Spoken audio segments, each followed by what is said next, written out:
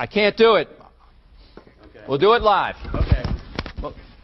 No. We'll do it live. Fuck it. Do it live. I'll write it and we'll do it live. Right. Fucking thing sucks. In 5, 4, 3. Anyone claiming that America's economy is in decline is peddling fiction. I've abandoned free market principles to save the free market system. But we have to pass the bill so that you can find out what is in it. Raising the debt ceilings does not increase our debt. It does not somehow promote profligacy. I know words. I have the best words. Nobody knows the system better than me, which is why I alone can fix it.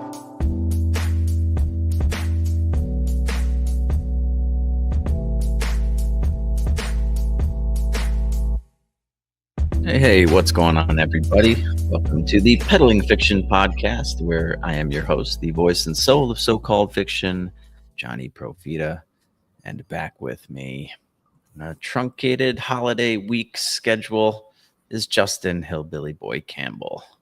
What's going on over there?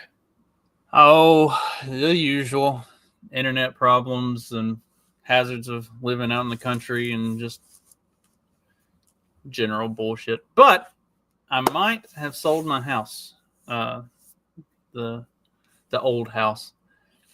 But it's one of those like real estate investment companies, and I'm always a little bit leery of those.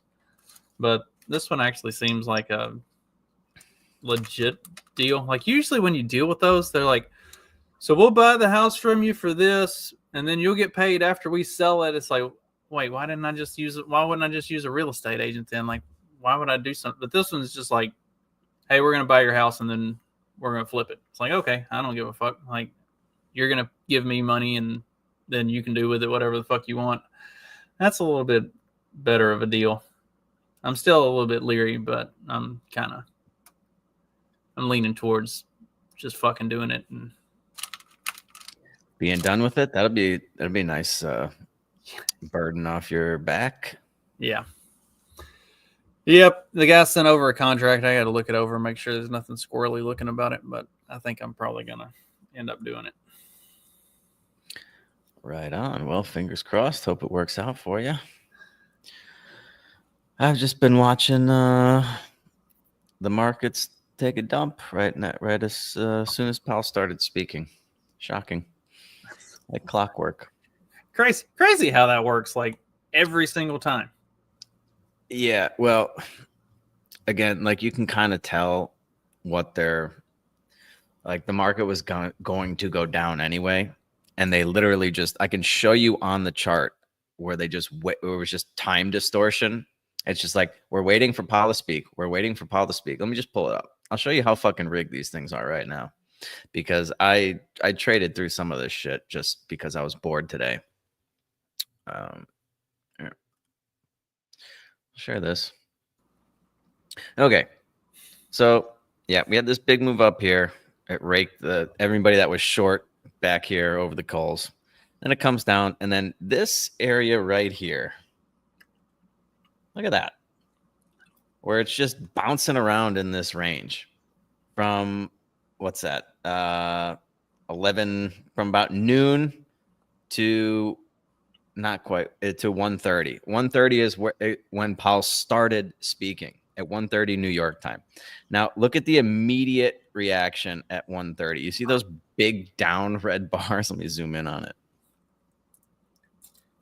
The very first minute it ripped lower. This is on the S&P, so it's like oh no, I'm back on the Nasdaq here.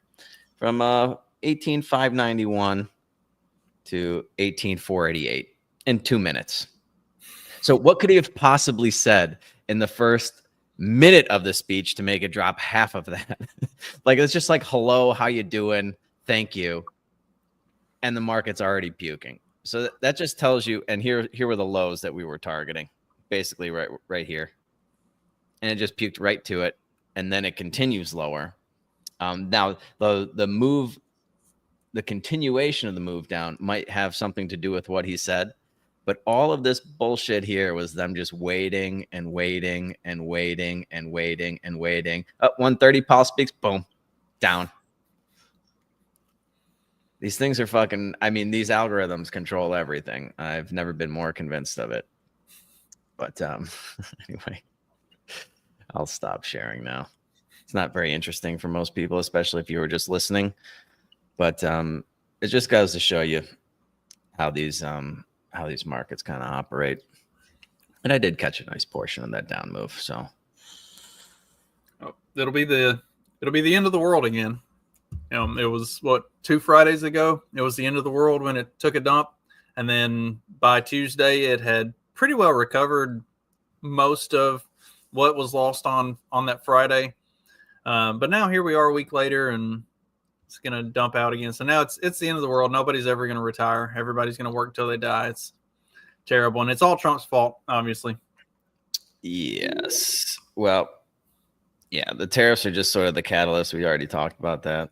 I'll just say, if the market closes or stays below 18,142 on the NASDAQ futures here on the NQ, I would expect another big move down to revisit those lows from the other week, but we'll see how that goes. But yeah, they just kind of use these events as catalysts to do what it was going to do anyway.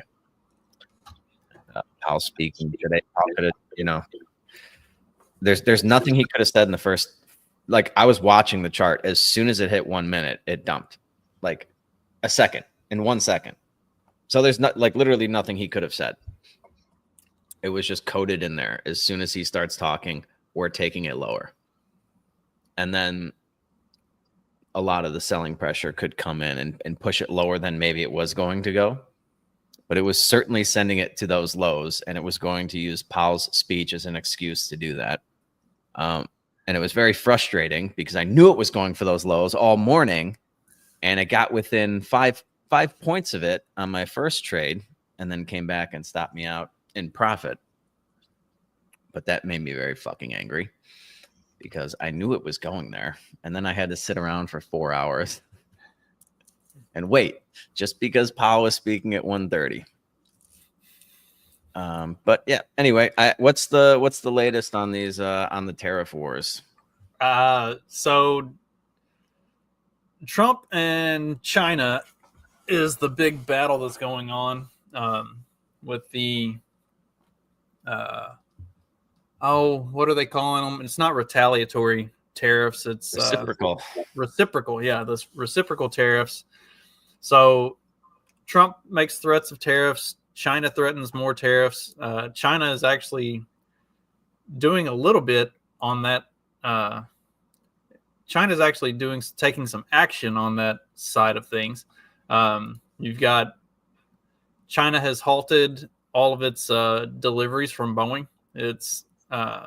So China had a bunch of contracts in for planes from Boeing, and they've put a stop to all of that. China is also canceling U.S. beef contracts, soybean contracts, amongst other things. So China is actually trying to stick it to the U.S., but we'll see how that works. Number one, it's kind of cutting off your nose to spite your face. Like China cutting soybean contracts and beef contracts and stuff like that. Like there's not a reliable alternative for getting those, and those are things that they still need. So like, okay, you can cut all of these contracts now, but like, how long can you wait? And I guess it's possible that China can wait forever. That I doubt Xi Jinping gives a shit about starving his entire country out like that. I don't think they're too concerned about that. But you never know. It's interesting to watch how a lot of this is playing out. A lot of this stuff also, it kind of seems like with the way the Trump tariffs were being implemented or threatened. I think they said like 75 countries came to the table and were like after Trump threatened the tariffs and everything, and we're like, okay, let's work something out. We talk about the tariffs not really being the thing. It's the deal that the tariffs are trying to create is the goal of it. And so I think like 75 countries have come to the table to like negotiate, working out, balancing these trade deficits in order to avoid the tariffs. I read something where it was effectively saying like Trump sort of said, you can choose, do you want to side with the U.S. or do you want to side with China? And a lot of the world is siding with the U.S. right now.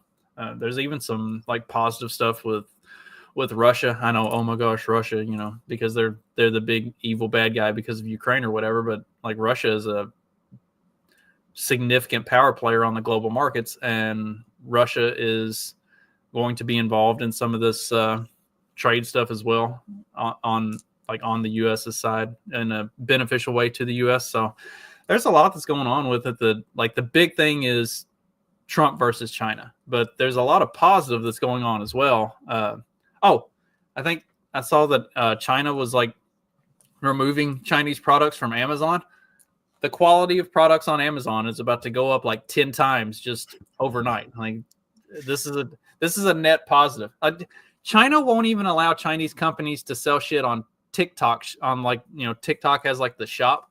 Like China won't even allow Chinese companies to sell shit on the TikTok shop because they know it's poor quality. Like if you're getting stuff on TikTok's shopping tab, you're actually getting like decent stuff. Whereas the stuff they sell on Amazon is just straight dog shit. So like, is this necessarily that bad of a thing? I don't know.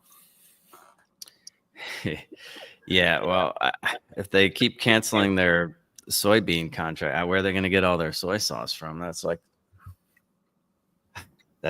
really going to put the people in China in a bind. But it's a kind of an interesting tactic because I mean the big problem, one of the reasons why Trump sort of capitulated on these things last week was because the bond market was getting trashed. I believe the reason the bond market was getting trashed is because China was dumping all their treasuries. It's almost as if he forgot that they have like 2 trillion plus in treasuries or something like that. So it's not just that we have a trade deficit with them. It's that they're also loaning us the money to buy the shit. It's like one big vendor financing scheme.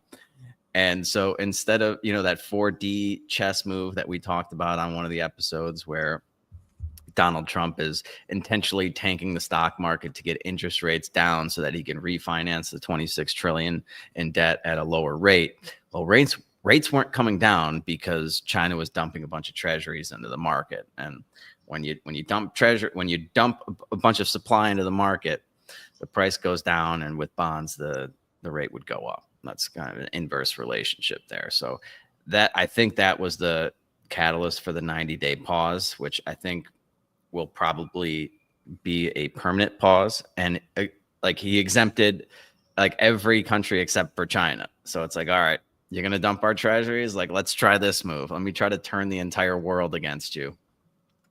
And it's interesting. It's a very interesting tactic. Donald Trump and the art of the deal. We'll see. I mean, I don't know how much more stock market pain he's willing to take, though.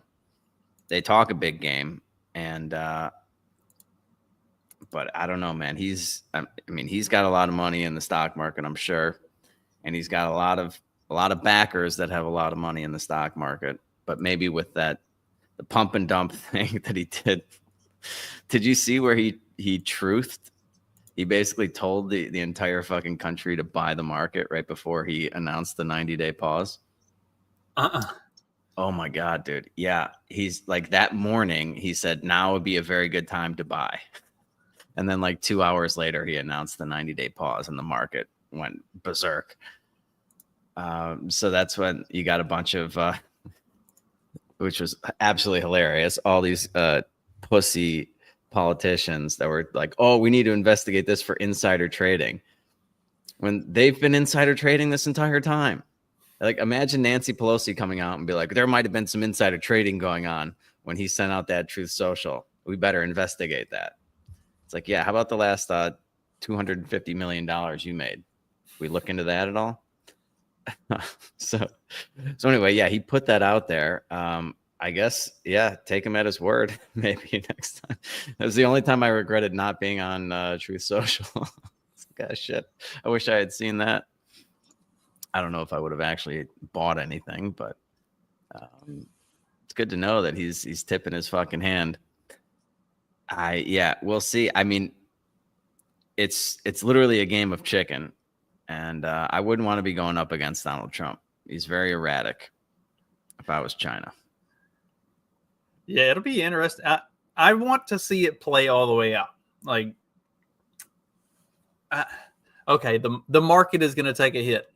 But like everything else is going to remain relatively unchanged, I guess. So like, let's let this thing play out. Let's see who will win the battle of wills.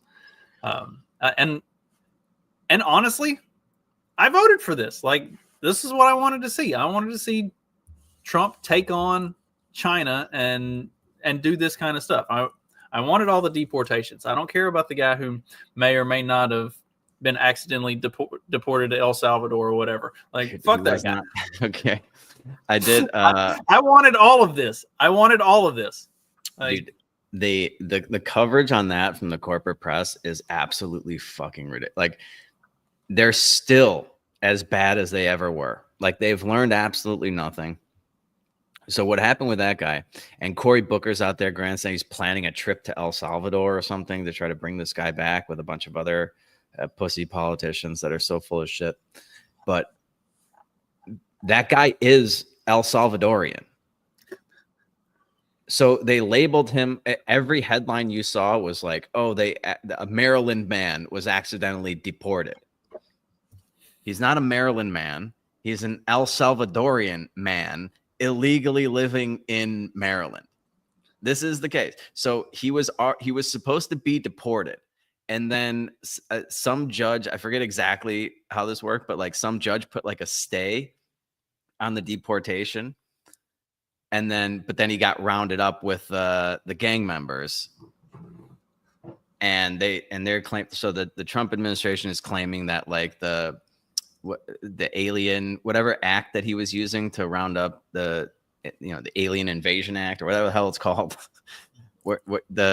the excuse that he was using to send all these people to El Salvador, they claim that superseded the judge's stay on his deportation. Like, he was most likely going to be deported to El Salvador anyway. So this wasn't really a mistake. This was just like, yeah, we're going to do it anyway because we think this supersedes that judge's stay on his order. And yeah, I mean, it's like, he's actually El Salvadorian, which is the funniest part of the whole thing. Like, they literally just sent him back to his own country. Well, we've talked about it before. These useless fucking judges, like these judges don't have this authority. Like, whoever gave them the idea that they do it's fucking insane the way they wield power that they don't even have. Yeah, it is. And again, dude, just watching them say, oh yeah, they accidentally deported this Maryland man, father of two or something. It's like there was just some fucking guy born in Maryland, like eating fucking crab cakes and shit. And then Trump just rounded him up and threw him in an El Salvadorian prison. It's like, yeah, no, that's not what happened. He was El Salvadorian and he was here illegally. And speaking of El Salvador, I mean, even if that was the case, okay, cool. Remember what happened in El Salvador when Bukele took office and like started cracking down on crime and stuff? He was like, yeah, we put some people in prison that we shouldn't have. He said, and we let them out, and it's fine. He's like, but in order to get the crime under control, we just went out and started rounding folks up. And like, some mistakes were made, and we let them people out afterwards. But Like in order to get the problem under control, this is what we had to do. And it's like, yeah, if a few people get deported that shouldn't have, I mean, we can bring them back or not. Well, it's sort of like those two philosophies going head to head. Where was it? I don't know, Thomas Jefferson or something that said like rather have one, guilty man go free than, or like 1,000 guilty men go free than one innocent man be sent to prison. I forget who said it. I don't know if it was Jefferson. I think it was one of the founding fathers. And it's like that versus like, yeah, a couple of people are going to go to prison because we have to clean up this mess. And I like the first quote better, but when you let things get to a point where it's like complete and utter mayhem and chaos, then you can't, then like, if you're not if you're intentionally letting thousands of people go free because you have like some bullshit political perspective, and you're like intentionally breaking the system essentially of civilization, then I don't know, man. You almost have to swing the pendulum the other way to bring things back to an equilibrium where it's like, yes, now I'd rather have a bunch of people go free that were guilty of like minor crimes, maybe, so that somebody doesn't get sent to an El Salvadorian prison. But it really does, like the circumstances of those situations really can put those two sort of philosophies into an interesting perspective, I guess. Well, like you said, it's the pendulum swinging on that. And we see that as the left has become more, not just more progressive, but more insane with their progressivism. Like they have swung the pendulum so far in that direction that the only correct, like there's no just bringing it back to the middle. Like it's got to swing all the way back. So then you're going to get these wild, like, is it overkill with some of the stuff? Maybe, but that's kind of been necessitated by the situation that was created that swung it so far to the other direction. So like, yeah, you're creating the energy to just be like, yep, nope, fuck anybody that's even remotely close to being guilty of something. I'm tired of it. I've just had it. And it's hard to, like, I don't like giving the government that sort of power because they could label me a terrorist. They basically did when Biden was in office. And then they can use all of these ridiculous executive powers that Trump's using now. So the solution is to never let it get to that point in the first place, I suppose. But now that we're here, it's like, what do you do? I sent you the update on that kid that stabbed the other kid at the high school track meet. This is in Texas. So they were arguing over like a seat in this tent. I guess they're, each school kind of has like a tent at these things, and this kid's in the wrong school tent and like in this guy's seat or something like that. So they start to argue. Carmelo Anthony is the guy that was in the wrong place, and Metcalf, or I forget the other guy's name, something Metcalf. Like goes over there and like he's like, yo, dude, like you got to move, you're in the wrong place. And then they start going at it, and he's like, basically, try to make me move and see what happens, kind of thing is what witnesses are reporting. And so then he tries to make a move, and then this guy reaches into his backpack and stabs him in the heart, and he dies. They're claiming self-defense. The judge reduced the bail from $1 million to $250,000. There's your judge there, picture of the judge. It's not at all shocking. This is a white victim, black assailant, I suppose you'd say, black judge. And it seems pretty cut and dry to me that this is murder, not self-defense. For a couple of just like just looking at the story and the eyewitness accounts and everything.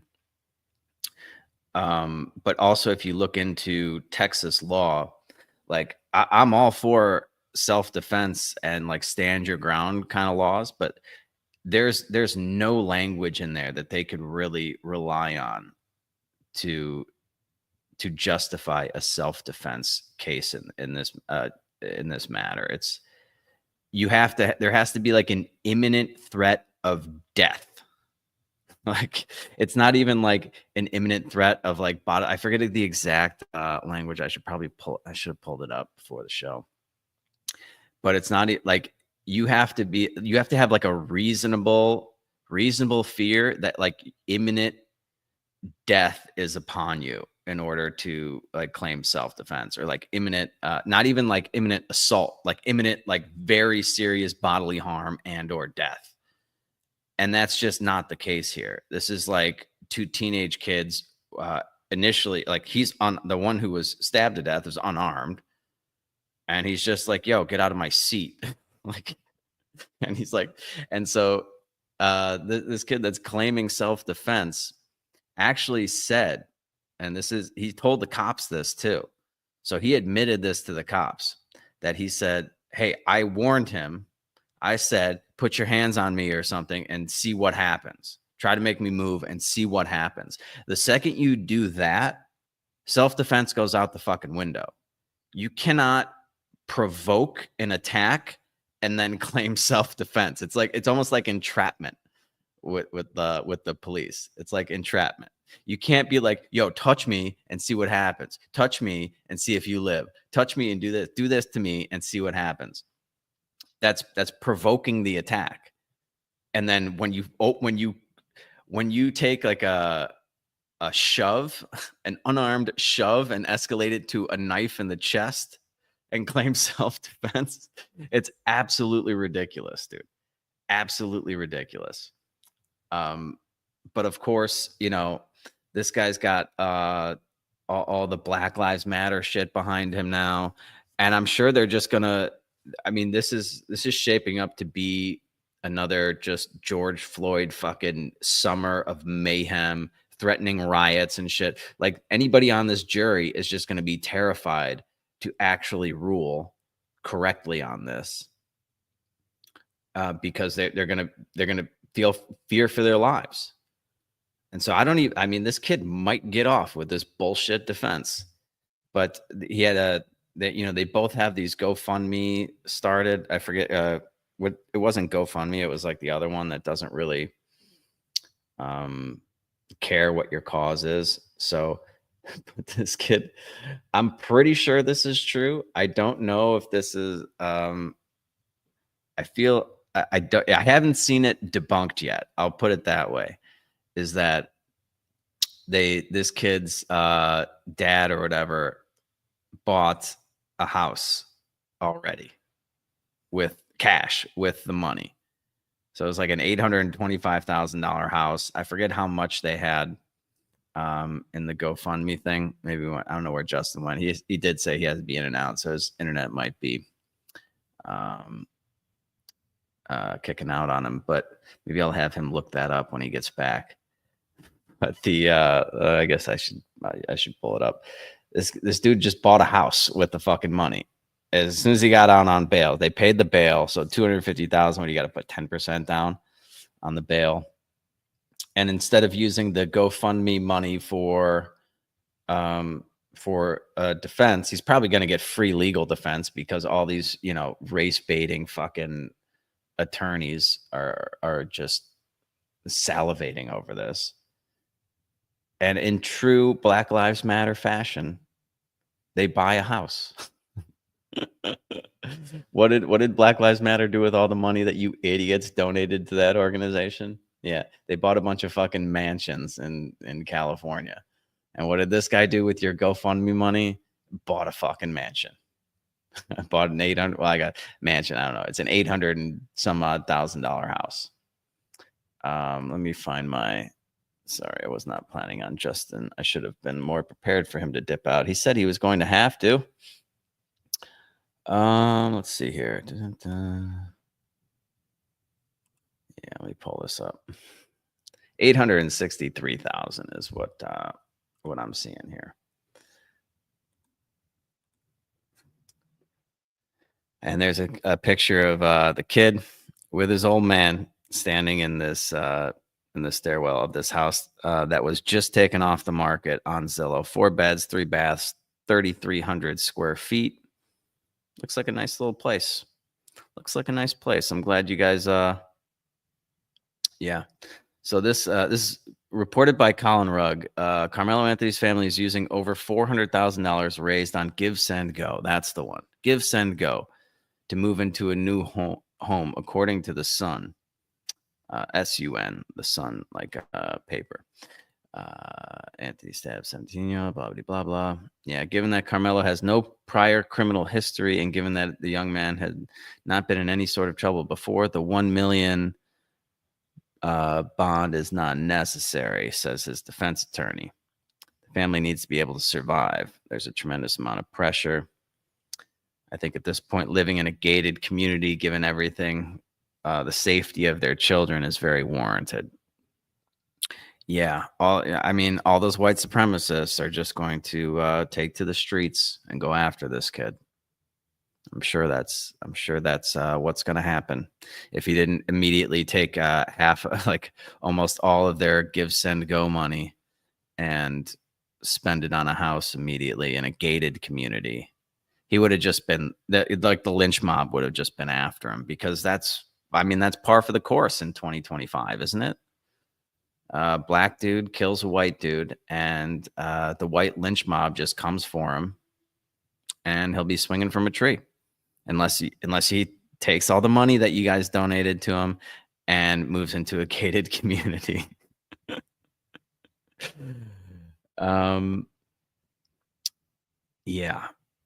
Yeah, this is the sort of shit that people feel like they can get away with now.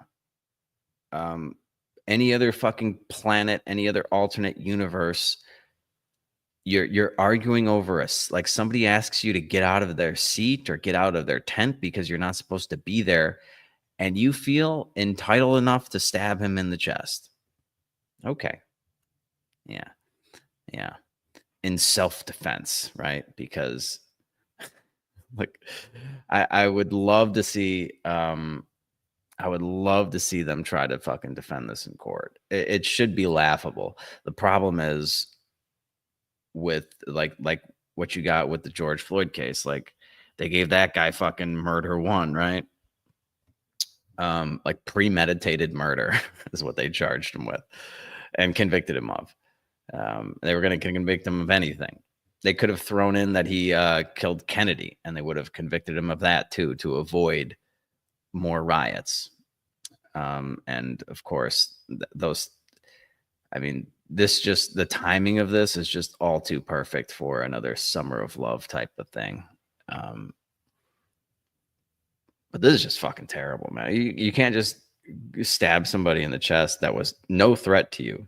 It wasn't even like I could see if like the whole like a whole group of guys were like surrounded him and were threatening him. Then it's like, okay, that's a little different story. You're getting attacked by a fucking gang of people. But this is like a one-on-one altercation, like, yo, get out of my seat. And he says, try to make me, see what happens. That's a threat. That's not self-defense. That's enticing a fucking altercation so that you can claim self-defense after you stab him. Absolutely ridiculous. I hope this. I don't know anything about this kid. I know the way the media has been portraying it. You know, I know his dad said he was 3.8 GPA student or something. I think Justin mentioned that on the last show. He's like more like a 1.3, 1.6, something like that. It's not a cumulative thing. So, well, yeah, we'll see what happens with that. I mean, this is just absolutely ridiculous. This just has to stop. And this is this sort of thing where we're talking about with like the legal system. If this kid walks on a self-defense thing, absolutely fucking ridiculous.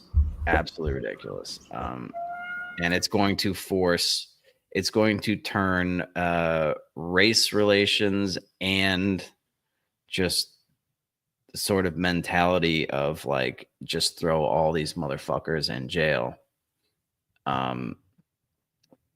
It's going to really push it further in that direction, which should be scary for everybody. I don't know if Justin's back or not. He popped in for a second. Okay, what else we got here? Oh yeah, I have some funnier things to go through. Well, let's listen to Cory Booker talk about his El Salvadorian trip, because speaking of, we need to make sure that the MS-13 gang members don't spend any time in prison. Again, it's always just they pick the dumbest battles. The dumbest battles. There's no justification for this kid stabbing some other kid in the chest. None. Zero. It's impossible. And to claim self-defense is ridiculous. Absolutely ridiculous. Cory Booker has taken it upon himself to organize a trip for a group of Congress members to go to El Salvador in search of the Maryland man.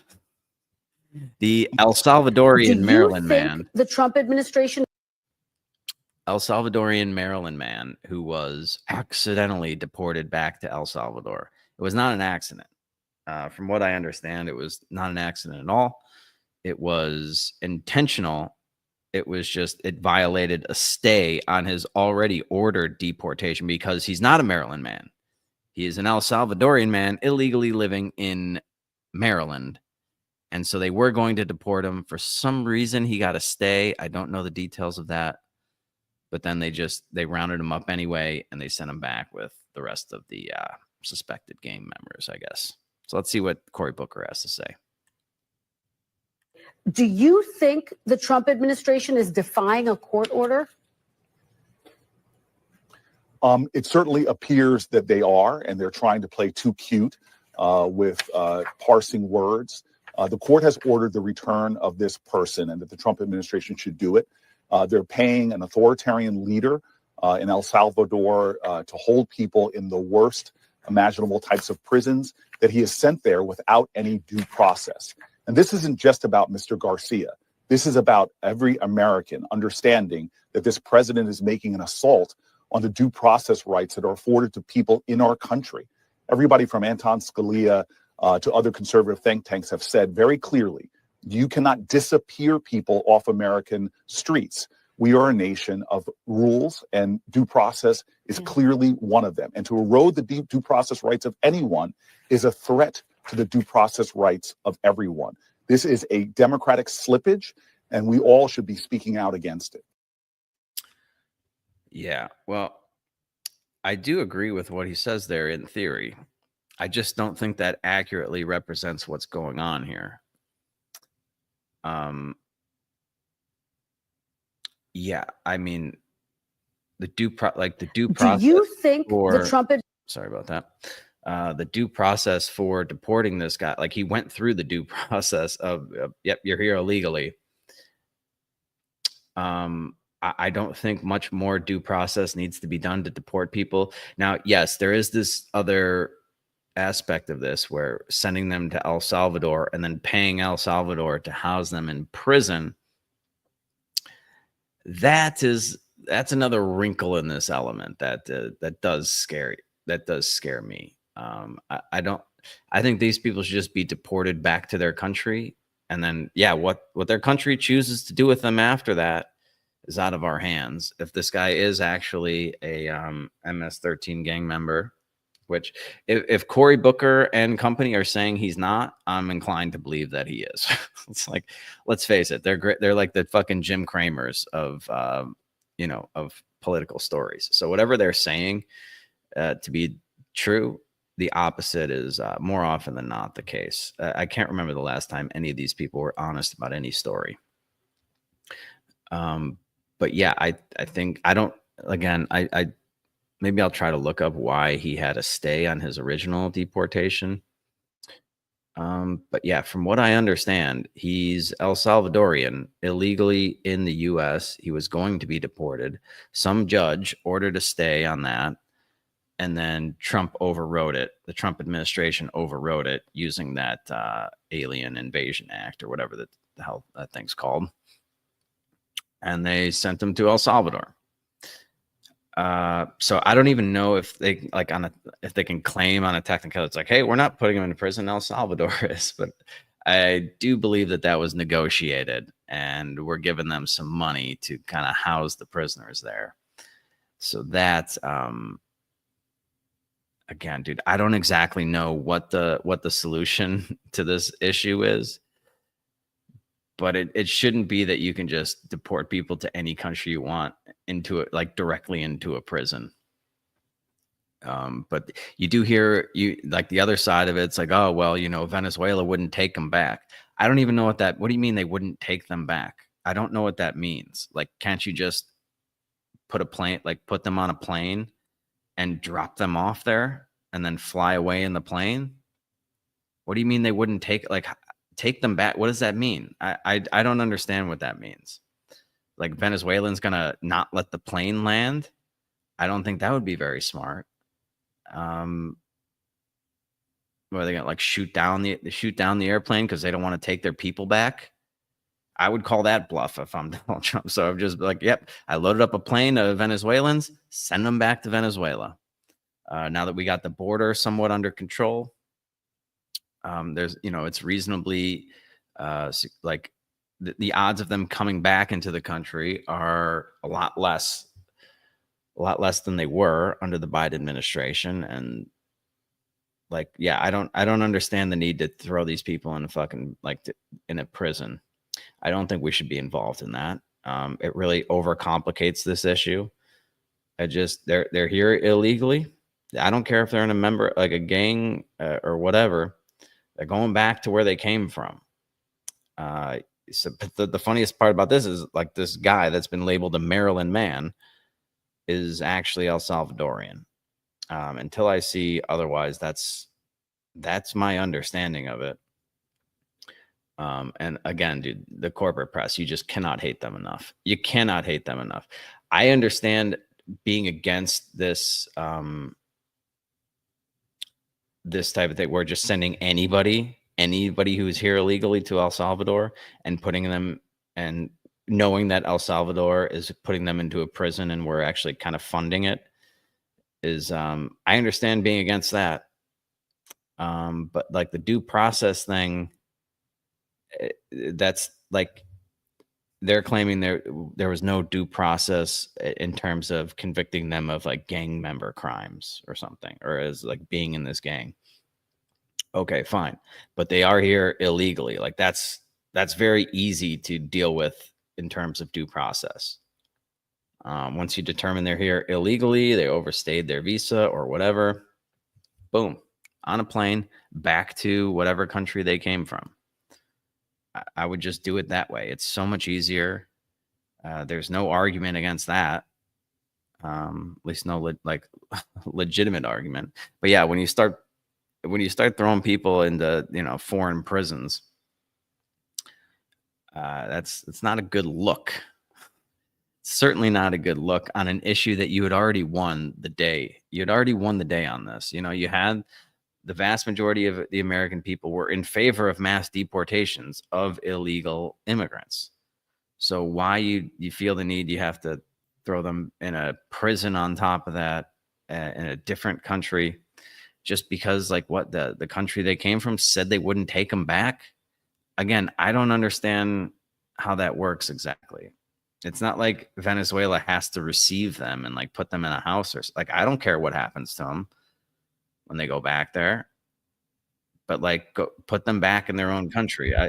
You know what that means, Jeff? You been listening to any of this? Sorry, we are troubleshooting my internet problems on the fly. Sorry.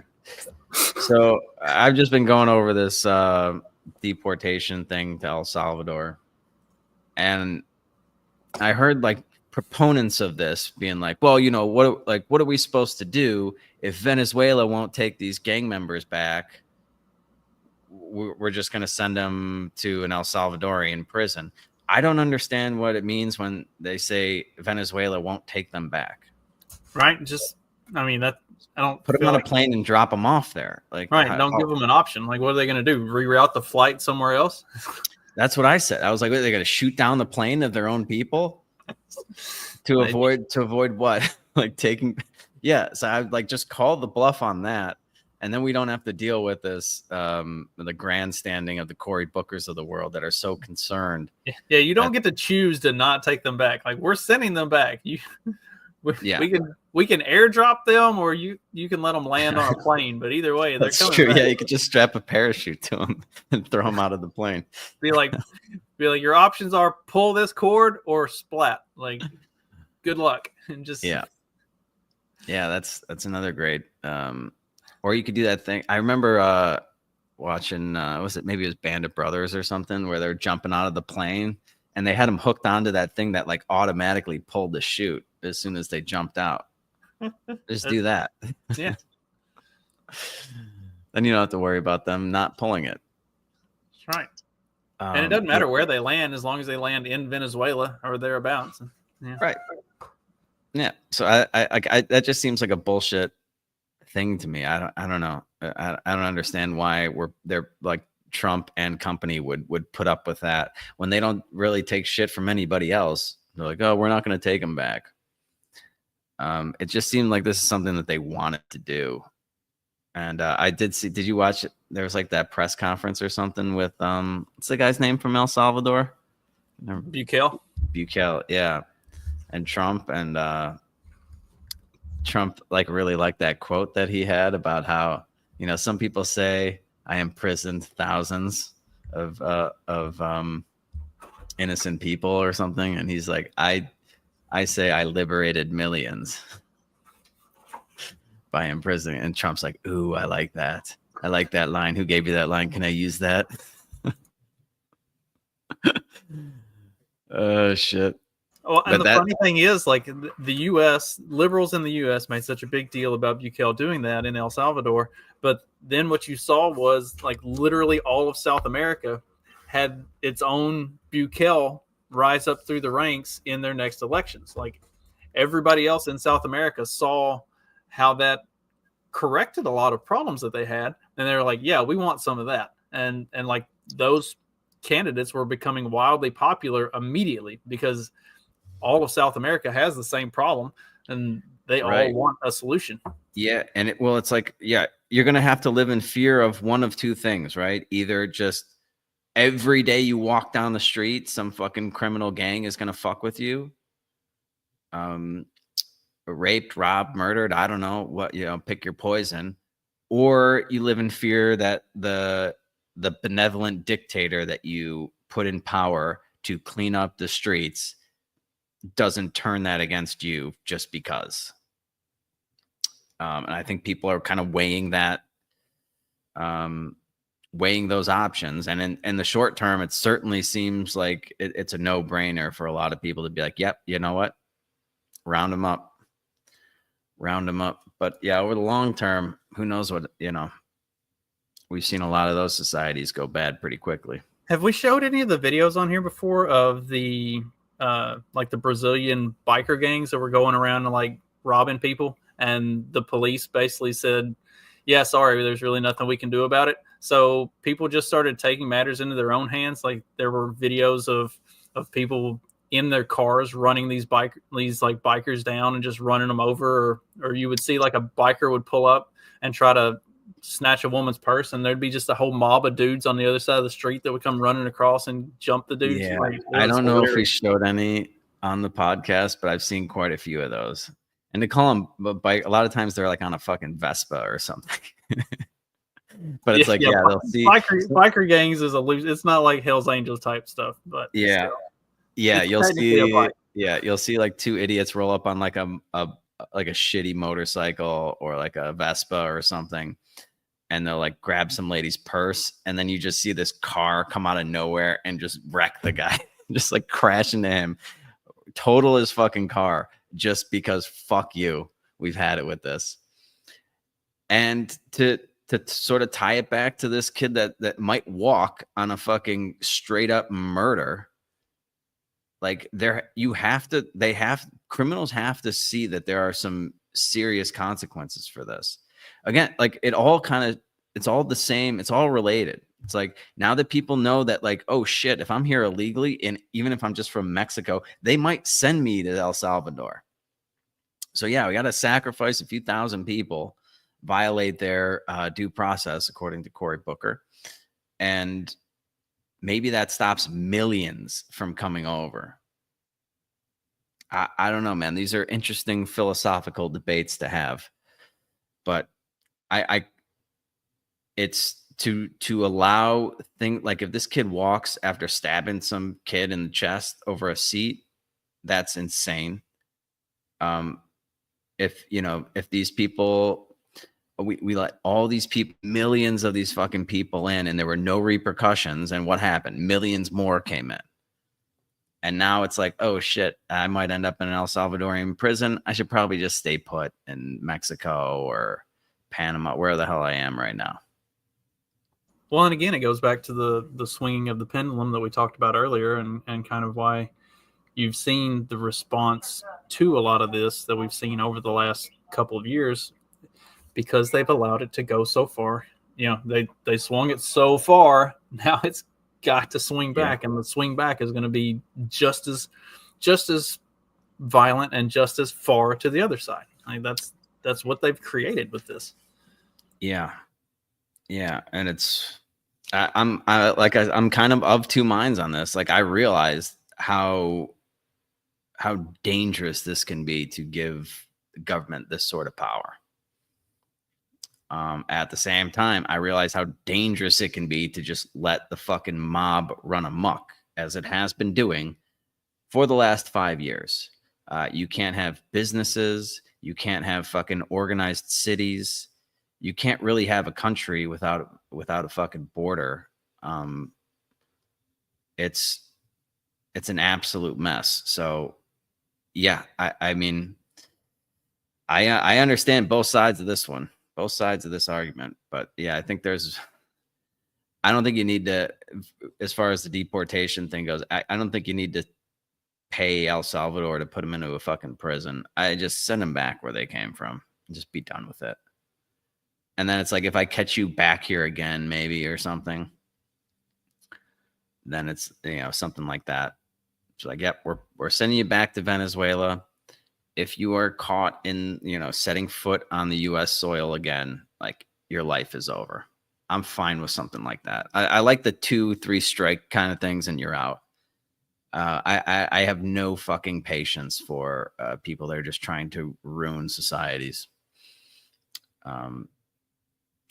Like, if you get caught stealing a fucking bag of chips like 4 times, I'm just like, yeah, no, you're done. You're done. Like, I got plenty of people. I'm not really worried about one extra person who has a proclivity to steal things getting in my way. So anyway, I would bring the hammer down on crimes, repetitive crimes like that. You see that all the time in Chicago. We don't really have any shithole Chicago things queued up, but it's like, yeah, this guy's been arrested 25 times or something. And it's just like, yeah, no, that in my utopia, that doesn't happen. Well, and how many of these, talking about the kid that stabbed the other kid, and I was able to hear when you were talking about like how this is going to damage race relations if this continues to happen, if this kid walks, stuff like that. How many times have we seen in these what was it, the Daniel Penny, like the guy that was on the subway, like, yeah, that guy had been arrested how many times for the same thing that he was doing on the subway that day? How many of these repeat offenders end up being played up as a victim and played up as, the martyr to look at how terrible white people are, except that why has this motherfucker been let go 40 fucking times on doing this same stuff? Yeah, it just can't happen. It can't happen. It's absolutely ridiculous. And like I said, I see all these every time there's like a Chicago. Oh yeah, this guy has like 28 priors or 20 priors, dozen priors, and then the next time he fucking shoots somebody or he stabs somebody, and it's just like, yeah, no, I'm good. Like I could understand, like, yeah, when you're like young and stupid or something, you get arrested for doing something dumb. Okay. Maybe you're really desperate. You commit a crime or something. You get arrested again. All right. A third, like, dude, getting arrested for three times in your life before you're 30 years old or something is absolutely unacceptable. I'm sorry. It's not that hard to not get arrested. It really isn't. I've managed to do it for 40 years. And yes, I'm not black, but like, come on. You get that cheat code. Yeah. It's just my white privilege. Like, I know plenty of black people that have never been arrested either. It's just like, you just don't steal shit and don't assault people. It's pretty easy to not get arrested. I mean, like, yeah, the like marijuana, like most of my friends got arrested for like drugs, like minor drug offenses. And like, that's sort of a different, like, again, that's a victimless crime. When you're like 15, 16, you do a lot of stupid shit. Like, I could see you getting arrested 3 times for like smoking weed or something before you're 20. I don't like that. Doesn't really fucking bother me. You're an idiot. Obviously, you should probably stop smoking weed because it's making you dumb. But that's not like, you know, breaking and entering and assault, like 15 charges of assault. Like, we can see the difference between this. They should make me a judge. I don't even need to know the law. Just tell me, like, give me the fucking facts, and I'll be like, yep, you can re-enter society, or no, you've lost all privileges. You're done. Send them to El Salvador. Oh shit. The benevolent dictator I would be. Oh, the utopia. The utopia, Justin. I'm a big advocate for some Voltaire style government. He said the best form of government is a benevolent dictator with the occasional assassination. Yeah. Oh shit. All right. Let's we got a few more minutes. We should switch gears here. Let's say what do you want to close on? We should definitely do the DEI thing. Oh, you want me to stop presenting? I'll let you do it. I don't know. We could also just, the UK Supreme Court has officially ruled that a trans woman is not a woman. I didn't even read the article. I just saw the headline and I was like, oh yes, that's beautiful. Shocking, actually, out of the UK.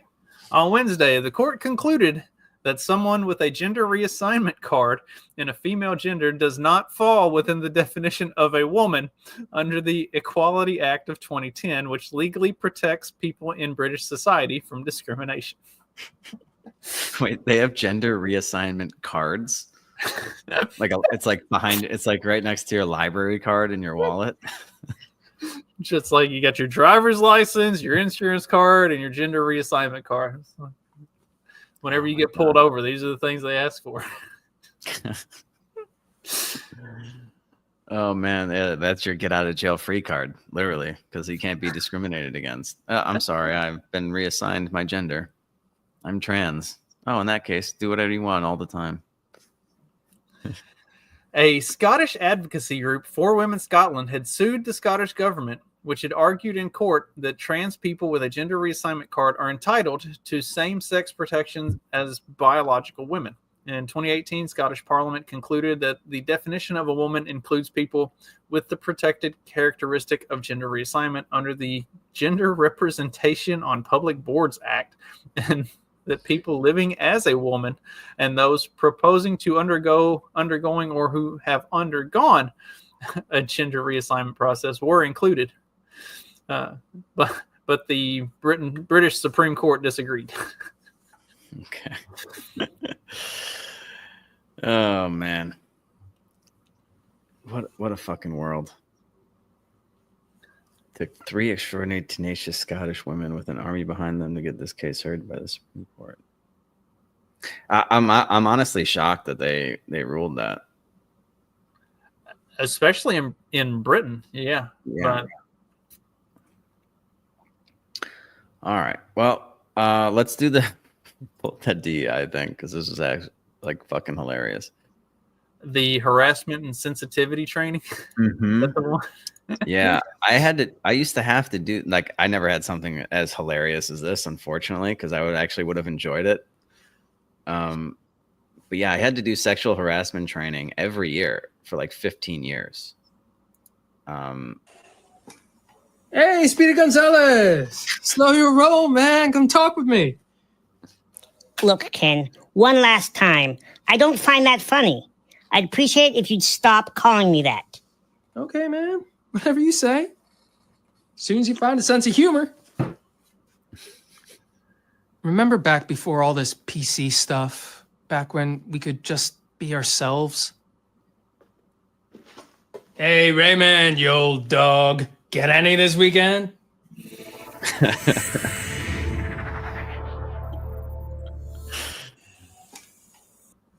Look, Ken, this is really none of your business and not an appropriate topic for work. Hey, look, man, or whatever. You're really kind of creeping everybody out. I'm just trying to get my head around why somebody would want to do this to themselves, you know? Trying to understand, be sympathetic. But whatever. I check the stalls before you go to the bathroom. Hey, slow down, man. Hang on, Hey, slow down, man, or we're gonna have to get you a racing stripe, wave a checkered flag. Let me ask you one last time to stop with the comments. It's insulting. It's just a joke, man. Relax. What do you think? Did I harass Luis? Okay, I get it. You know, though, obese people aren't a protected class, and surely you've noticed Ed in accounting is really packing on the pounds lately. He's going to need his own area code soon. Do you think we should tell him we're concerned about his weight? I mean, can't be healthy to be carrying all that around, can it? Dude, so that's like an actual sexual harassment sensitivity training from like some major Fortune 500 companies, apparently. Absolutely hilarious. I want to watch the whole thing. I've never wanted to sit through one of those trainings before. For the listening audience, the guy that needed to slow down was like some little person in a wheelchair. It was like the funniest thing you've ever seen, because there's like a regular sized wheelchair. Like they don't have miniature wheelchairs for miniature people. So he's like, he doesn't even fit in this thing. And he's wheeling around. Ken's just breaking his fucking balls. And his name's Luis. He's clearly not a Luis. He's not Mexican. I like one of the comments said Ken's the only one with a personality at this company. Yeah, Ken, automatic hire for Ken if I'm in charge. And I'm not hiring, dude. I'm not hiring that dude in the wheelchair, like the midget in a wheelchair. Absolutely not. Well, what's that dude even doing? Look, he's got these like little stubby ass arms. He's not doing. He's like not typing anything. And this is like an office setting. I don't know what's going on here. Yeah, and then not hiring the tranny either. Like those are just lawsuits waiting to happen now because they've got all these protections, and that's one of the reasons why all of these worker protection things are so misguided. Because now you're just incentivized not to hire these people because they can sue you for anything, and they will. Like that tranny's the odds of you hiring a tranny and them not suing you for discrimination over some period of time is like zero. Stephanie, they had one that interviewed. She didn't want to hire them. They told her to hire the person anyway. And within 2 months, the person was trying to like file some sort of a harassment suit. Of course. This was a no-brainer. Like, yeah, of course. Obviously, that's like they live for that. That's the reason why they did all those fucking weird things to their body, is so that they can accuse other people of not accepting them or something. And those lawsuits got to be very easy to fucking win. And then, I don't know what that dude in the little midget in a wheelchair is. That's 10 sizes too big for him is going to do in my company. But there's just no way. There's no way. Just way too many headaches, way too much liability. All else being equal, maybe that, the wheelchair Luis dude is very good at whatever he's supposed to be doing. But if I can find just a normal, like an average straight white male who can't sue me for anything, that can do the job almost as well as him, I'm hiring that guy. Because we don't have any protections, do we, Justin? We are the most discriminated class That's right. in the country. Love how Ken was going after the fucking fatties too. Did he say that obese people aren't a protected class? If that's true, that's amazing. Oh, yep. We got to get him on the podcast. Do some fat shaming. Let's do some fat shaming. All right. I guess I can get out of here on that ridiculousness. Nothing else really going on this week, right? Not that I can think of. It's a short week with Good Friday and everything else. I'll be traveling the rest of the week. Yeah, looks like the markets are going to probably close on the low of the day here. We're down a little over 4% on the NASDAQ, 2% on the Dow. I guess, yeah, that China must have done some stuff with chips. I don't know. Because the NASDAQ, all that, the tech sector is getting fucking rocked twice as hard as anybody else. S&P down 3%. Oh, I know there was some. What was it? Trump said China wasn't getting some chips that they. I can't remember which one it was now, but like whenever. Whenever China decided they weren't going to back down on this stuff and they wanted to fight, then Trump said, "All right, then you don't get chips." Well, we are officially a couple of points. Actually, we just hit it. What did I say? 148. 18,148. We just passed it. So watch the way the market trades over the next 50 minutes or so going into the close. If it stays below that level, I think we're going lower. It's right at it right now. 142, 18,142. Maybe that's what I said. That's the level. This is not trading advice. Do with this is what you want, though. No, this is just watch it. Just watch and learn. Tape read, as we say. But yeah, it's not looking good. But yeah, if it closes down there, closes below this level here, I'd look for it to explore those lows once again. Eventually, around 16,700. Oof. Before the great 90-day pause. Yeah, we'll see what happens.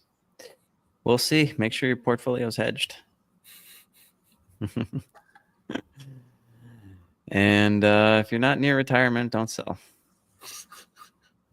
Don't sell anything. It'll go back up. It always does.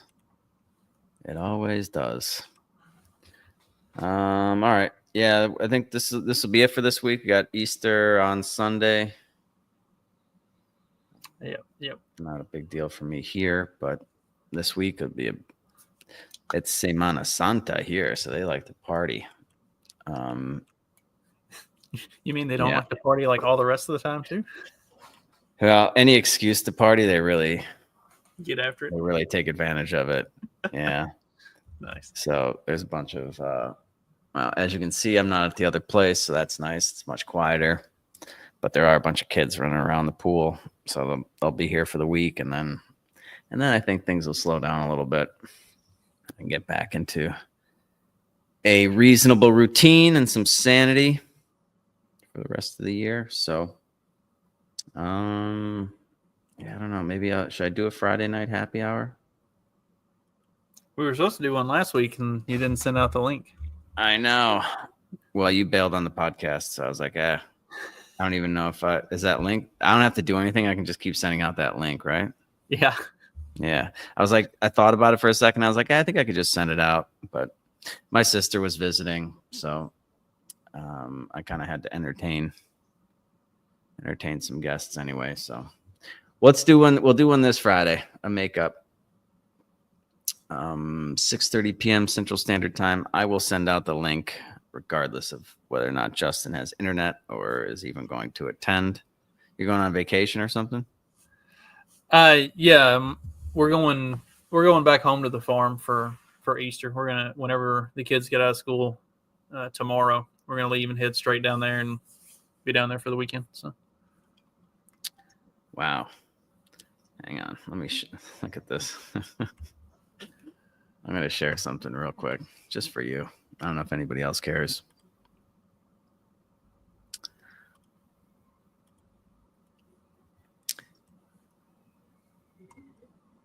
Can you see that? yes. Look at it. You see that little dotted line across there? Let's see if I drew it in correctly. It kisses that. Look at the reaction we got off of it. That was the level that I was like, yep. I guess I drew it in a little lower than, yeah, it's a 132 or something. But look at the bodies of the candles right there. 144.75, something like that. 144. I'm sure that was just right at that level that I mentioned an hour ago. All the buying pressure just took over immediately and sent the market higher. I'm sure that's exactly what happened. Just turned it over on a dime. Just buying and selling pressure, no algorithms, nothing is rigged whatsoever. But that is the level where I would be watching it trade pretty closely. I kind of want to see how it reacts right around there. And yeah, that's going to do it for today. I think Justin, I don't know. Oh, he's back. He's back. Isn't that interesting, Justin? I drew that level in there. I mentioned it an hour and 10 minutes ago. It's always funny to watch the charts when they kind of find their bottom and then it starts to kick back up. And then how long will it take it before they decide to test that bottom again? Yep. Especially with the market being what it is today. Like, well, we got another 45 minutes of trading. It might test that bottom one more time. Yeah, well, there's usually like from like 315 to 345. There's like, we call them macros, these little algorithms that run for like 20, 30 minutes of time. So yeah, you might see it retrace a little bit and then dump right at the end. But yeah, I'm watching that level there. It's not a random level. I didn't draw it quite perfectly. Let me fix it. Hang on. I know this is great podcasting. There we go. Look at it. Just kissing it. I mean, come on. Can you get any more precise than that? Can you get any more precision? I would have been targeting that if I had only held. I got shaken out like up here on that big green bar up. It came and stopped me out in profit. I was trailing my stop there. I didn't have the wherewithal to hold through a 230 point retrace. It's like, yeah, no, I'm going to take those profits. But yeah, if I was able to hold, that would have been pretty great. Yeah. Oh no, that was one. Yeah, that's today. Yeah. So anyway, watch where that closes below that level, ladies and gentlemen. And I would be looking for it to go lower probably the rest of the week. What's the weekly chart look like? That's the 4 hour we were just looking at. Here's the daily. And that same level. Weekly, yeah. Yeah, I would look for it to sort of start exploring those lows if it stays below that level there. We'll find out. We'll find out. What's Bitcoin doing? Bitcoin is up 400 on the day. About even for Bitcoin. Gold is up big, dude. $110 today. $110 on gold. That should be scaring some people. Gold's up 3%, 3.3%, and the entire market's down 3+%. Except the Dow. Dow's hanging in there at 2. And that'll do it. So I hope, thank you guys for listening. Hope you have a nice Easter holiday weekend, or what's going on now? Passover too. Easter is the big Easter, Passover, whatever you guys celebrate. Enjoy that. We'll be back on Tuesday with our regularly scheduled programming. And until then, you guys know what to do. Just keep on peddling that so-called fiction. Peace.